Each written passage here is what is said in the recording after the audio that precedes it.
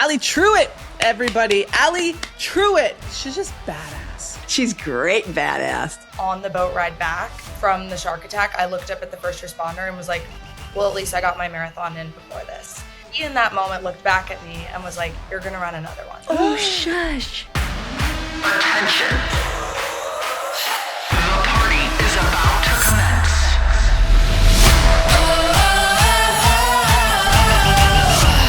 Welcome to the party. What's up, party people? I'm Julie Foudy. And I'm Abby Wambach.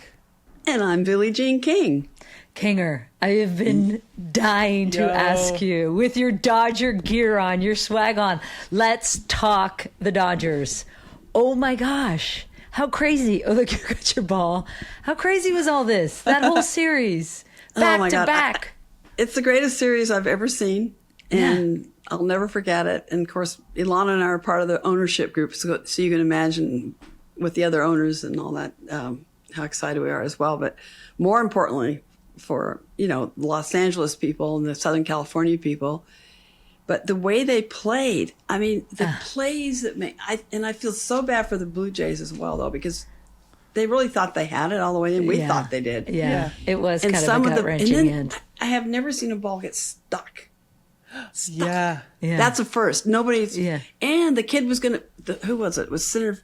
No, it was left field was going to pick it up. And he had the wits about him. Pages from center field's going, Hernandez going, don't touch it. Yeah. Don't touch it. Because it's an automatic double, so they didn't score. Yep. Because otherwise they would have scored. Yep. Right. So there's all these different possibilities throughout the series. And one night was 18 innings? And this 18. last one was 10. Did you stay up for the 18? I was dying to I text sure did. Are you kidding me? I'm like that did. for anything. If I was watching you guys for this late, if I were watching you guys perform, I'm all in, or else I don't do it. But it's just for the community and all that. It's just amazing. 40 million people watched. I mean, and think about Japan now. I know. Yamamoto and I know. Shohei. I wonder what the numbers were there. I kept thinking maybe that. That's what they were talking. I don't know, but the defense on both teams and the way the teams hit. Actually, Toronto hit better than we did. But it's sad for Canada, but boy, and that's 2 in a row. Now we're up to 9 World Series. Thank you so much. You have to update your jacket. I have this gear that has so much stuff on it. World Series on the back. It's got 8 World Series, and now we're going to have 9. That's awesome. Now I've got all these different World Series, the years, the different years, the different. Oh my God, this thing is so much fun to look at. I'm so happy. Anyway, I'm so happy. So cool. My 16-year-old who watches no baseball sends this amazing video. It's Halloween, right? It's Friday night. Wait, when was the finals? Game 7 was Halloween. No, Saturday. Yeah. Okay, so it's Saturday night. He's having this Halloween party. Right. And it's all young kids. But all you see is people dancing, right? And in the background, all these young people. And in the background is the game is up. And it's the final double play. And they're dancing. And then they make the double play. And the whole place is going crazy. You just see like black arms. And I'm like, these are all 16-year-olds who probably don't watch a ton. But like everyone was locked in. Everybody was watching it, man. And then Kirk hits it, and the bat breaks in half. Yeah. Double play.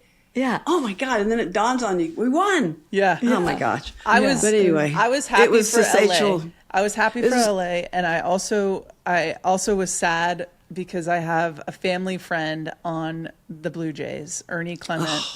He is their Clement was such clutch. He was their third baseman for the Blue Jays. He had a chance to win it in the bottom of the 9th, where it's that wild play where he hits a ball to the track and the 2 outfielders collide. The center fielder basically grabs it. He kicked him out of the way and he caught it. Yeah. And I know, but my brother, who just passed away last August, his last year of professional baseball was with the Blue Jays. And he absolutely loved playing in Canada. He loved Bobby Cox, the manager. He loved the owners. And even this last year, he'd have his Blue Jays hat on quite often. We played 10 years with the San Francisco Giants, so we have a lot of Giant stuff too. But then I was angry with the Dodgers because they didn't draft him back in the old days.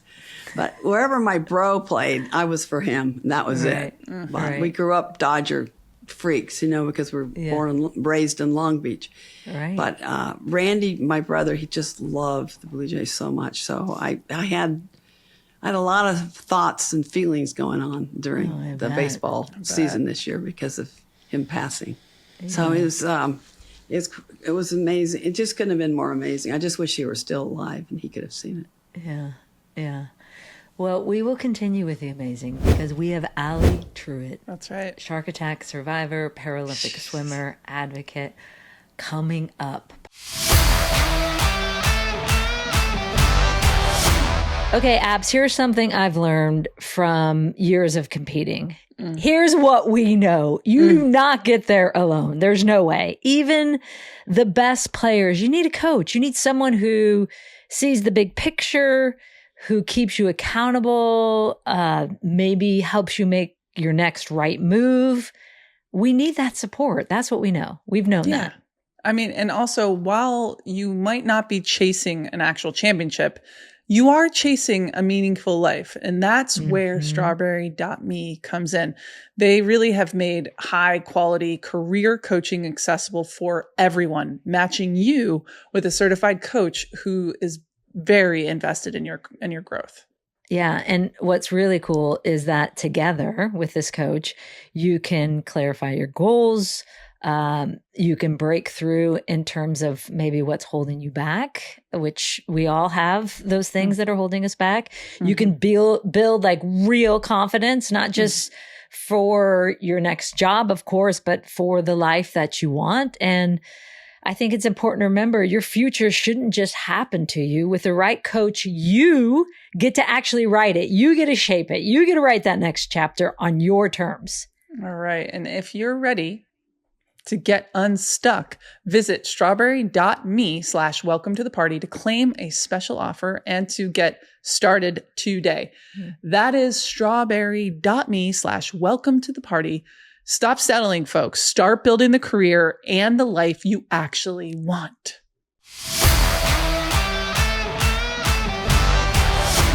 Okay, party people, and now to the partiest part of our party. There are comeback stories. And then there is Allie Truwit.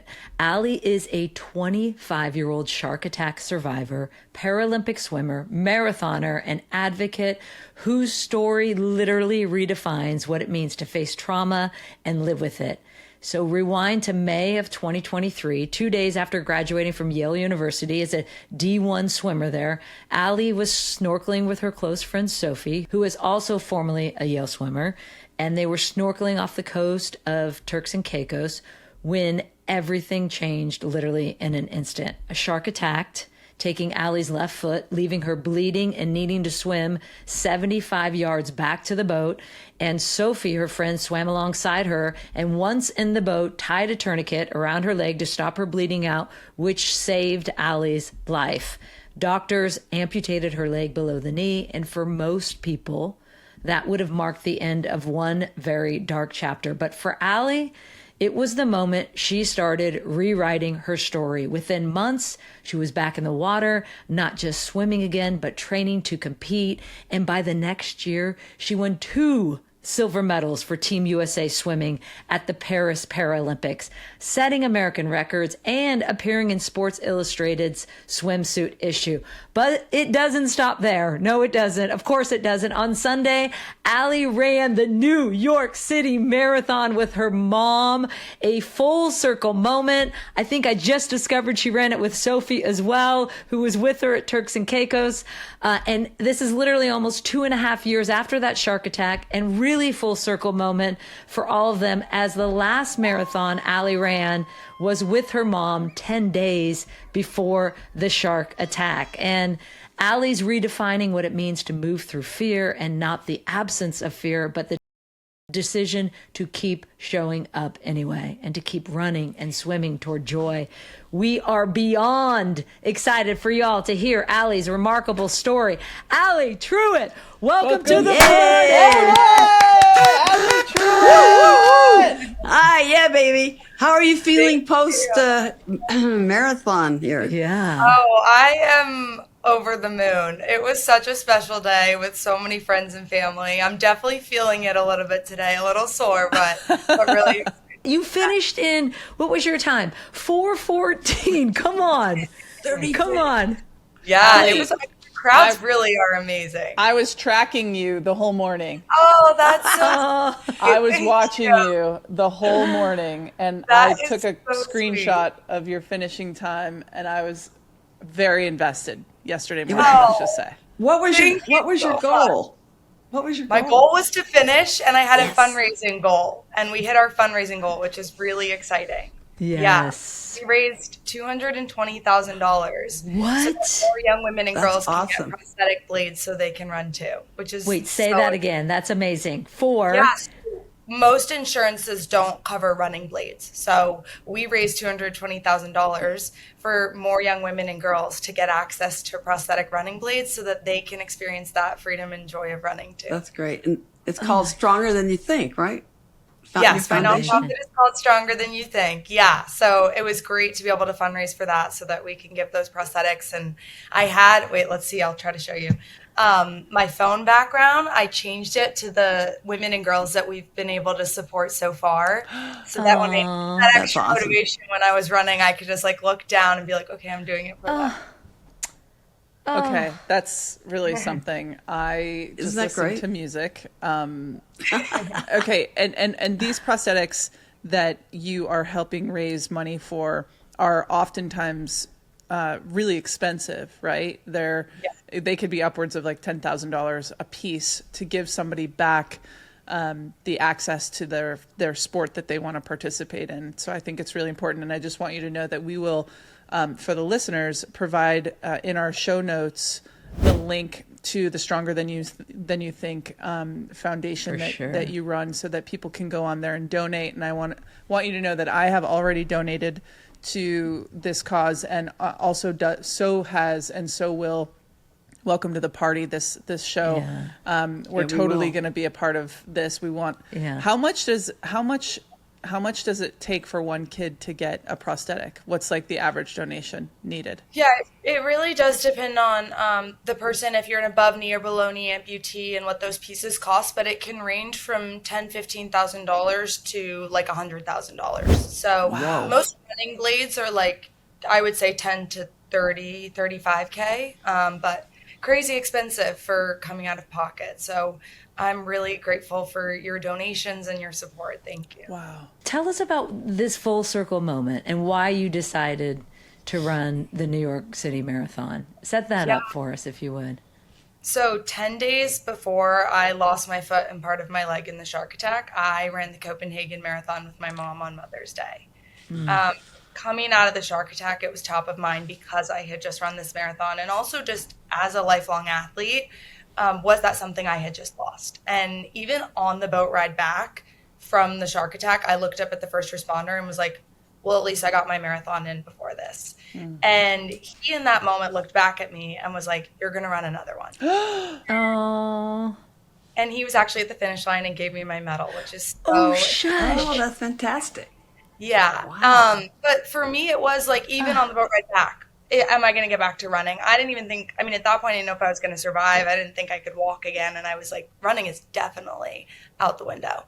And for him to give me that confidence, and then through recovery, for me to kind of work on building back to first walking. And then I tried to run a year.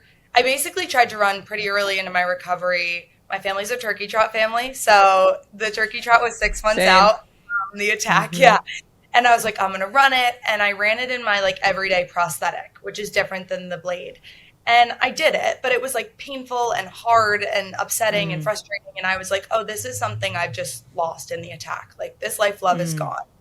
And for a year, I gave up running entirely. Like I didn't even try to learn. I was like, that's just something that's not there for me. And then when I came back from the Paralympics, I got a running blade. And it still obviously has its challenges and frustrations, but it does work with you a lot more. And it's a way easier way to run than on the everyday prosthetic. It's accounting for the fact that you don't have an ankle. It like returns some energy back to you. And that was when I was like, maybe the first responder was right. Maybe I could get back to running and do something like this. I first just started on trying to learn how to run and see if I could reclaim like runner's high and the joy I got from running.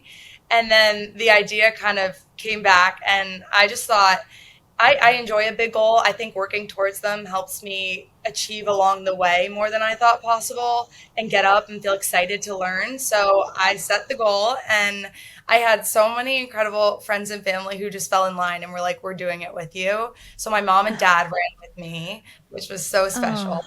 Yeah, and then Sophie, who was in the water with me during the attack and applied the tourniquet on my leg, ran with me. Hannah, who, when I was airlifted to a trauma center in Miami, she was coincidentally in medical school rotations there, and she was another college teammate. She ran, and then my best friend, since I was 3. It was just like an incredible group of people who helped me rebuild my life. So to do it with them, it truly was like this victory lap of what they helped make possible too.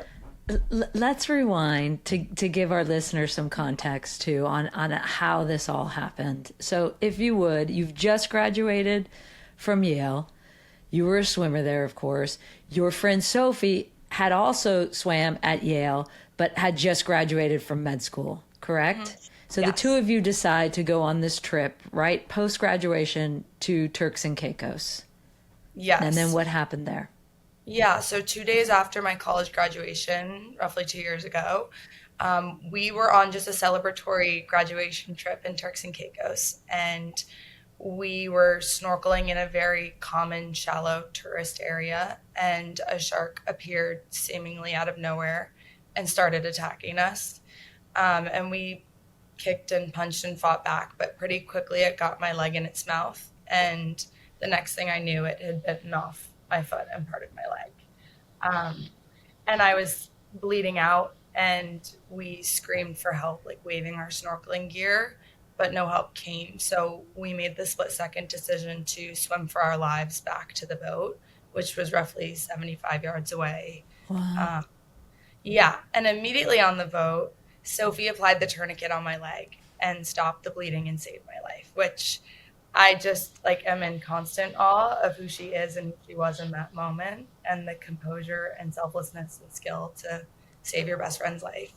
And from Turks and Caicos, I was airlifted to Miami and then New York City, and I had an amputation on my 23rd birthday, and I've spent the past 2 years kind of relearning life as an amputee. So literally on your 23rd birthday was when you had the amputation. And am I right in this as well? Is Sophie was with you on the boat, and then Hannah, the other friend you mentioned, who's also in med school, was at the hospital that you got medvaced to, right? On the other side? Incredible? Yeah. So Sophie and Hannah were seniors my freshman year on the Yale swim team. And we just kind of immediately they were already best friends, and then they took me in, and we were super close all of college. And then Sophie was the one who applied the tourniquet on my leg on the boat. And then when I was airlifted to the Miami Trauma Center, Hannah was coincidentally in medical school rotations at that exact trauma center. And she was with me in the resuscitation room and through my life-saving surgery. And it's like, what are the odds, really, that two of your best friends and college teammates are going to help save your life in 2 different countries? They're incredible. And also just the miracle of how that all played out is incredible. And now to be able to do this with them, the marathon, is so special. When did you go from worrying about your recovery and all this, and then you went to purpose with your foundation stronger than you think? How did that evolve? I think a few things. The first is that I read this book called When Bad Things Happen to Good People. And in the book, the author kind of argues we can't control what happens to us, but we can control how we respond and react and make meaning. And I read that super early on in my recovery and just decided I'm going to make meaning of this. I had to get to that place of a little radical acceptance. As much as I don't like that this happened and wish it had never happened, it's happened. And now I'm going to do my best to make meaning of it and to move forward and to be grateful for the life that I've been spared. And then also, I think for me, my journey is a testament to the power of community and support to pull someone through. And I am so grateful for all the support I've been given. And I knew early on, I cannot wait until I can pay this forward. And becoming an amputee and realizing the challenges that we face, especially with costs of prosthetics, which are our mobility, our ability to reclaim our life passions and go play sports and live this full life, I just really wanted to do something about it. So I kind of got through my own healing, and I'm still healing, but a few months in, I decided that I wanted to do something to help. And I think, through this journey and throughout my whole life, but especially through this, realizing how healing helping is. Like, the work of the nonprofit is the most healing thing for me to be doing right now, to be able to take this bad thing and make sense of it by using it for good. And I think something to, when I watched your doc, I was laughing and then crying and then chills because I'm just like so inspired. And you had the attack happened, and just like a couple months later, you're back in the pool swimming because you've now switched your purpose and your focus to the Paralympics and qualifying for the Paralympics. And I know a lot of suffering and stress and questioning and why me mentality can sink into the average person.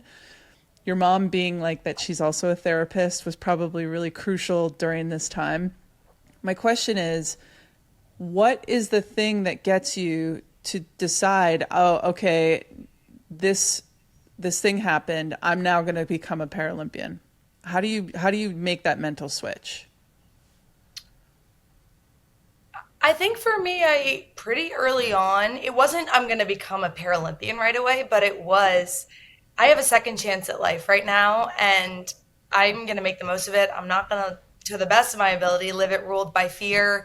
And also for me, it was, I knew that these first 2 years for me, or first few years, were an opportunity to set the precedent for myself. That what just happened to me was not going to dictate the rest of my life and stop me from going for these things I wanted to go for. And so I was consciously making choices to show myself that I was still going to have this amazing life and still going to go do the things I wanted to do and set these big goals. So initially I got back in because I was like, I've always loved the water. There's a chance I can reclaim it right now. And some of this stuff I'm never getting back. Like, my foot's gone. And if I can get it back, let me go for it. And so that started as just this goal of like, let me feel joy in the water again. This thing I've loved my whole life. And then from there, it was like, okay, now I'm feeling like strong and competitive, which I didn't know if I was going to be able to get back to. And I think, I'm speaking to you three superstars, the power of athletics to like heal us and show us what we're capable of is so strong. And that was what I was finding this healing in, of like, hey, here's what I still have possible for me. In this new body, as an amputee, I can still compete. I can still swim times that are close to the times I swam with two legs. And it was so encouraging for me that was where it unfolded of like, what if I could pull off the Paralympics in a year? And the Paralympic movement is so, so incredible in helping. I mean, for me, it was such a great decision for my first year of recovery, because I was like, oh, here's all I still have. And here's all I can still do. And I could look to so many Paralympic greats to give me that courage and confidence too. To have the perspective you have at such a young age is like, I kept watching and going, oh my gosh, if this was my kid, I would have been like, holy shit. This kid, like, I was having so much pride, and you're not my kid. I was like, your ability to take all this trauma, because there was, let's be clear, there was a lot of lingering trauma surrounding what happened to you. And obviously so, like, I don't want people to hear this story and think that you just, turned the page and it was fine, right? Like, even the moment when you had on such a tight timeline to make the Paralympics, and you get in the Paralympics and you're swimming, but then you get to this pinnacle, and in the pool is a camera that they show, this drone shot is this black camera, which reminded you of the shark. So in that moment, again, when you're at the point where you're like, I've made it, I'm here, then you're having to mentally process all of that. Take us to that moment again. Yeah. I feel like for me, I had trained. It was like pulling a rabbit out of a hat to try to make Team USA within 9 months of being back in the water after a shark attack and an amputation. And I knew that. And I felt a lot of pressure around it. I typically work in silence, and I like that. And just the nature of this goal made it so that the media knew my story and all my friends and family knew what I was going for. And it was external pressure I had never felt before.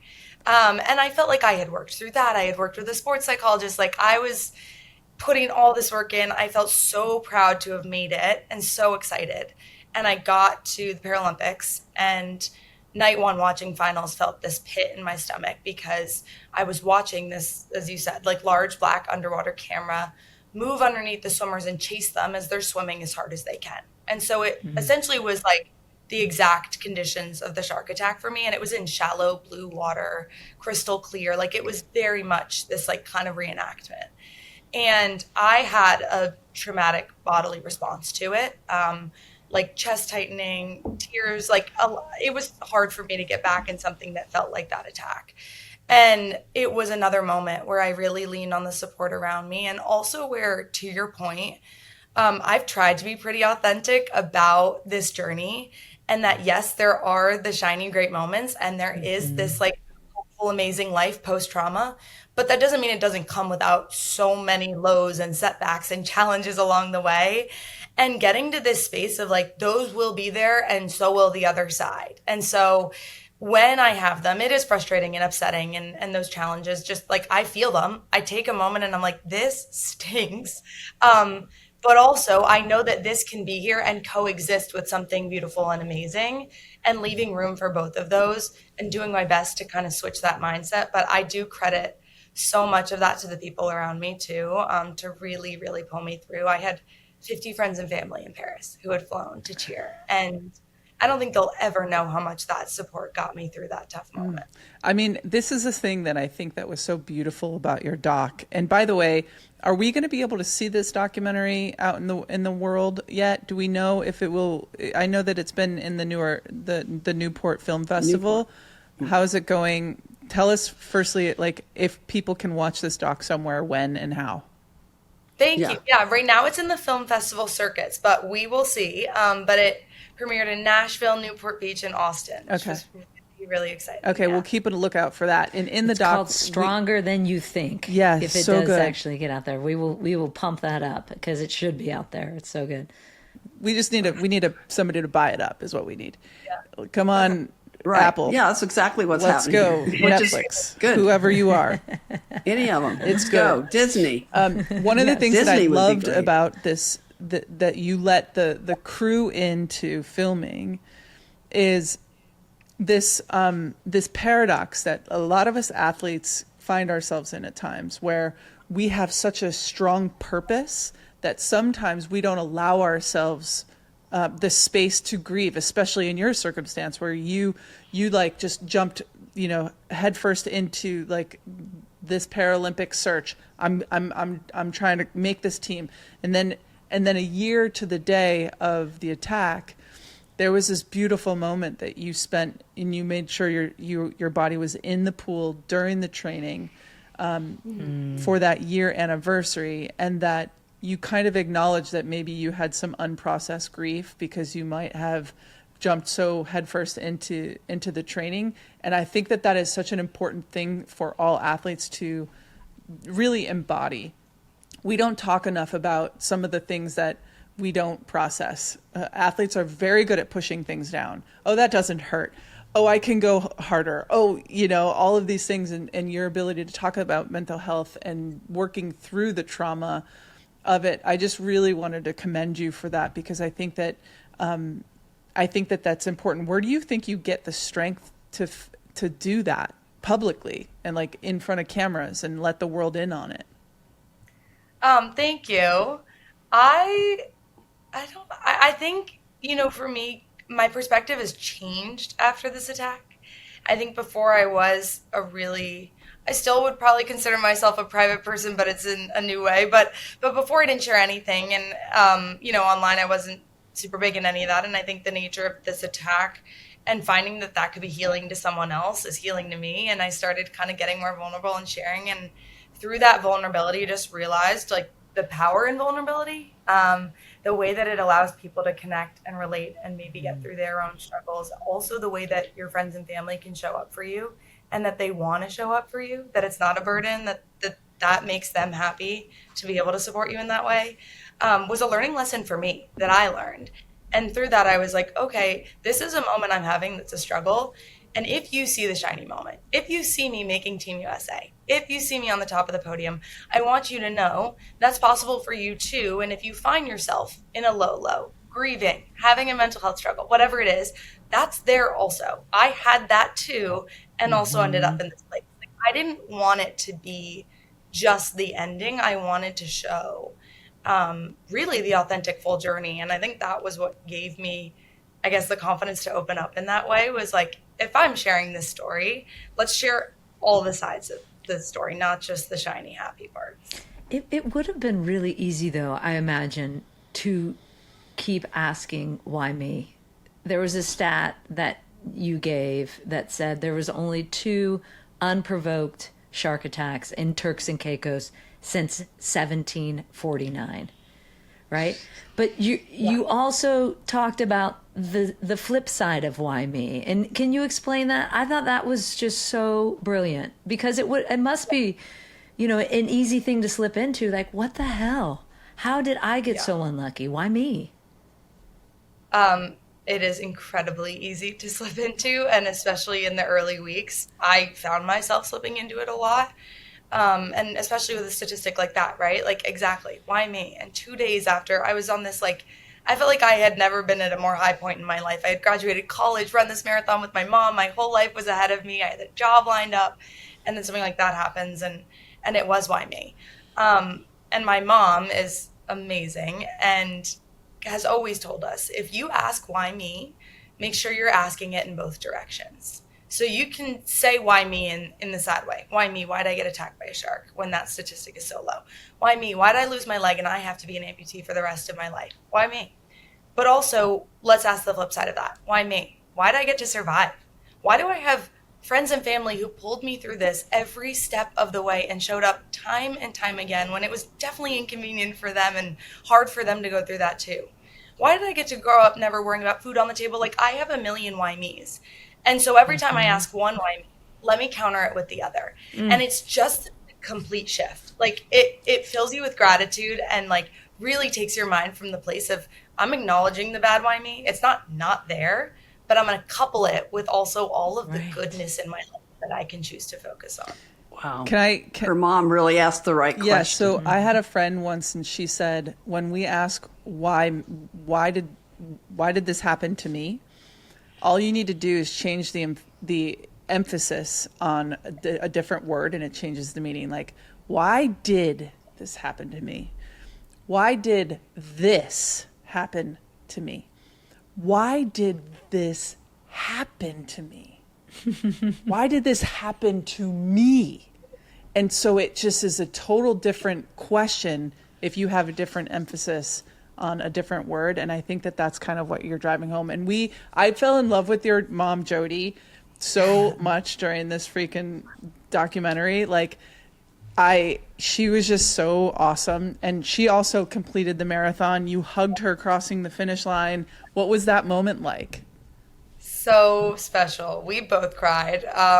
Just an incredibly full circle moment. And to know that we ran one right before I lost my leg, to know what we've been through over these 2 years, like, this has been an incredibly difficult journey for me, but also as a parent, I can't imagine what that's like. There's no manual on how to get your child through a shark attack. I don't know. I can't imagine how hard it was to get that kind of call as a parent in a different country. Like, this has been so hard for her too. And so to have gone through this together and then just finish with another marathon 2 years later and show ourselves kind of what we've pulled through was so, so special. And to get to hug her at the end, like, the entire thing, to run step by step with her when that's what she's been this entire time for me. Again, like, just these irreplaceable moments that I will carry with me forever. Really fun too, because we love female athletes, and my mom and dad were in a little competition. We all started running together, but they were like, you might need to leave us. We're a little later in our running careers here. And so they ran the New York City Marathon together 10 years ago, and they were supposed to run together. And my dad was like, I can feel that you want to go, just go. So my mom ended up beating him by like almost an hour. This go around, she was injured. So my dad was like, this is my time. I'm going to win. Like, it's redemption. All these jokes, like, I'm going to slow down for you, like, whatever. And of course, on her injury, she beat him again by like She's 2 like, miles boom. or something.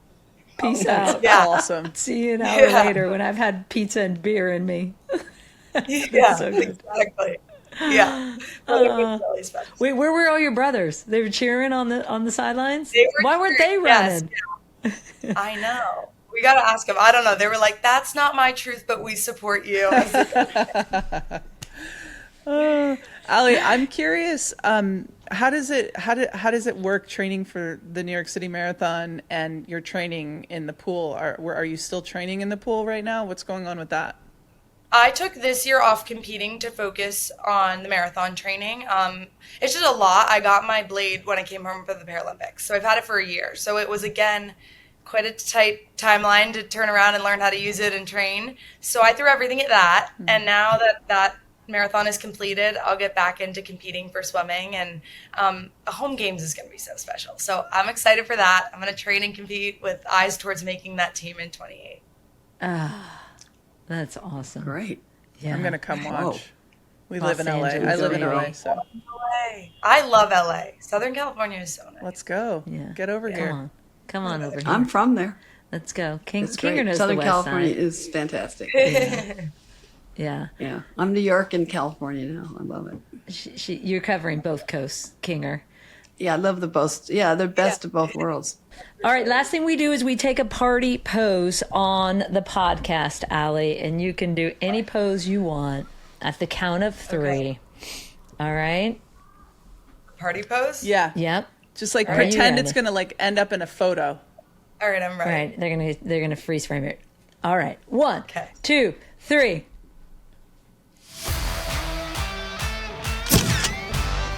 Perfect. Got it. Perfect.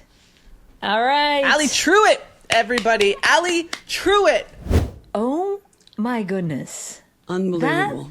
young woman. Oh, amazing. She's 25. She blew my mind. And she has perspective already at 25. I'm like, Right. what? Tell you what, good parents right there. Gosh. Great parents. That is a Great good friends, kid. great parents. It's all about relationships. I'm telling you, it really makes a Yeah. big difference. And to see her emotional and mental strength has just been the best. The badass. Like she's just badass. Like just She's to be like great badass. she's just like shark attack. Fine. Fine. Let's just get back into the water. Yeah. Paralympics is yeah, my I'm goal. I think New I'll York run a City marathon now. Another next one. goal. Just like fucking, just love, Check. just Check. love her, just love her. But it was hard too. Like she showed the hard. Like, Yeah. The coach even said like there were many practices where she would be dumping tears out of her goggles. Right? Wow. Like dumping full tears. And I Yeah. was like, oh my gosh. So good.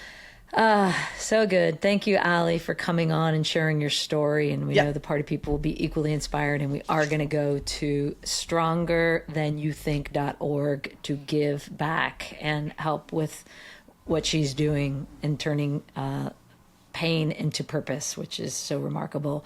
Party people, do not forget to subscribe to the Welcome to the Party YouTube channel where you get to see Kinger's Dodger jackets. You can't see that on the audio version. Although Apple, I know. I get wish it. you guys Like, that are just listening Yeah. could see this. It's you got to beautiful. see. You gotta got to see go. the jackets.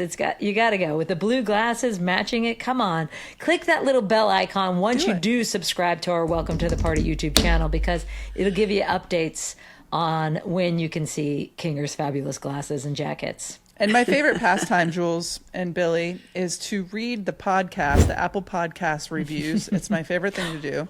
Oh, I'm going to Please check. go where You we're read at. your clippings? I've never been allowed to since I was 15 to read our. Yes, Please Let's go. Go Kinger. It for makes it. you feel Tell me. so good about What do they yourself. say? Tell me. Wait, I'm going to Please. go I right never- now. I'm going to You go. can I'm go going to to tell you Apple what we're at while Podcasts. you're talking.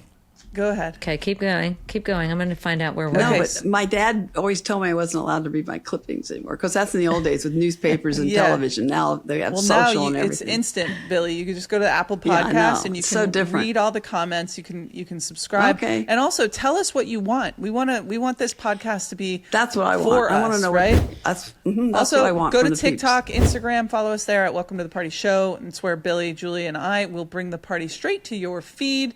We love Kate Diaz because she made the music, and isn't the music the best? We love it so much. Yes, Excellent. Kate Way to go, Kate Diaz. Diaz. Okay, Kinger, here's the update. We have a bet on this, and we Oh, want to yeah. know where you fall, okay? Where are we at? Okay. We are at 680 5-star ratings, okay?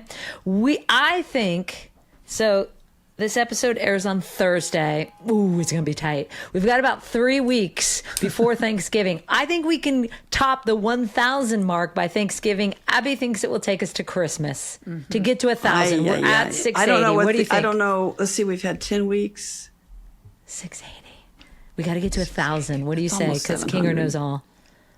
I don't know. Well, Billy's Your playing math the is we're odds. almost to Thanksgiving, though, aren't we? How Yeah, fast? we're I don't 3 know weeks. what the rate 3 is. weeks We've been, away. Billy's playing the odds. She's doing some math right now on a well, note card. No, Her I'm not math that is sharp. not I'm not mathing. that sharp anymore. no. Meanwhile, Okay, I know what's going to happen with me. I'm going to pray for Thanksgiving, but that's really, really stretching it. But I am so used to never reading anything like this. I get kind of like hives if I start reading about ourselves. Because really? It's just, yeah. Okay, my I'll parents were just great give with you me. one thing because they're so. It's like, and we want to hear from the people. Like, what do you like? That's what do you what I don't care like? They about. don't always have to be perfectly positive, although we do love the perfectly positive ones. But No, I want the this truth. one is like fun. Feel good, interesting, keep up the awesome work. I love that I can count on every episode to be great. Hands down, one of my favorite podcasts, best energy booster for my afternoon walks. Okay. But, right? See? Look at, come on. All right, party people. We will see you next time. Let's do the USA. Billy, do you want to do the USA on 3? You Yeah, count let's us do in. this. Ready? Yep. Yeah. 1, 2, 3. USA. Yo.